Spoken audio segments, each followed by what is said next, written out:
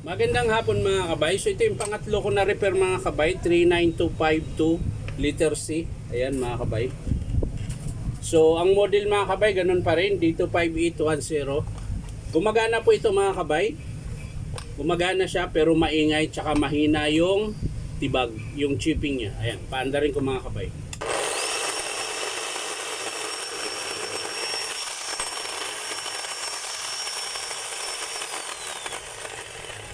Tapos yung chipping niya mahina.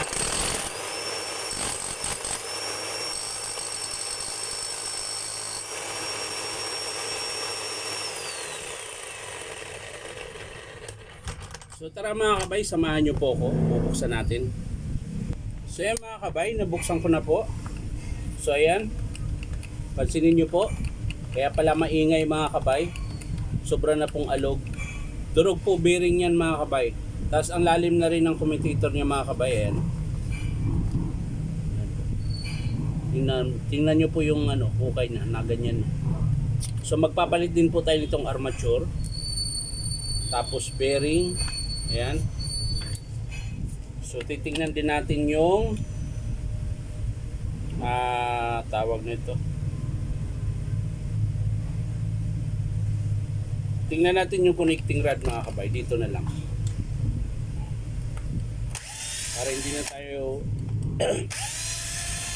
para hindi na po natin buksan.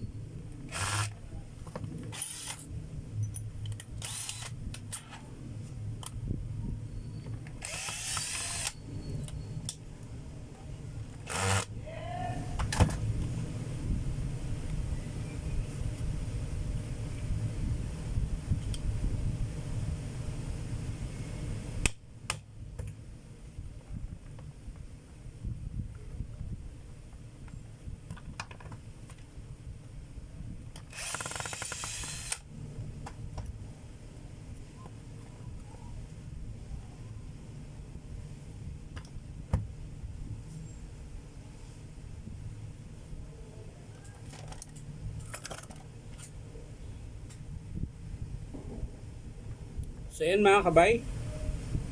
Tingnan nyo po. Durog na durog po yung bearing. Ayan. So titingnan natin yung connecting rod mga kabay kung kailangan na ba natin palitan.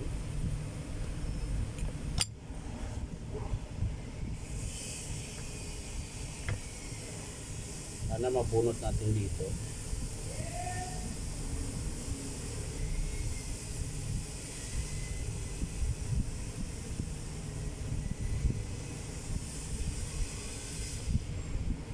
Ayaw mga kabay. Yun. Ito lang pala.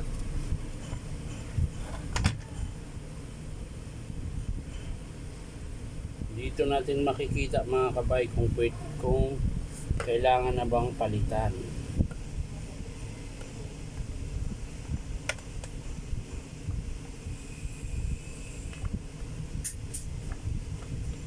So yan, kailangan talaga mga kabay. Maluwag na rin po yung kabitan niya. Ayan. So hindi ko na yan bubuksan mga kabay.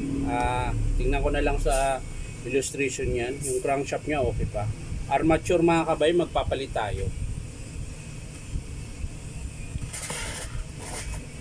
So ang papalitan po natin mga kabay, yung bearing. Ayan. 6001 po yan, yung bearing nandyan. Ito po. Yan. Tapos armature. At syempre yung seal dito. Yan.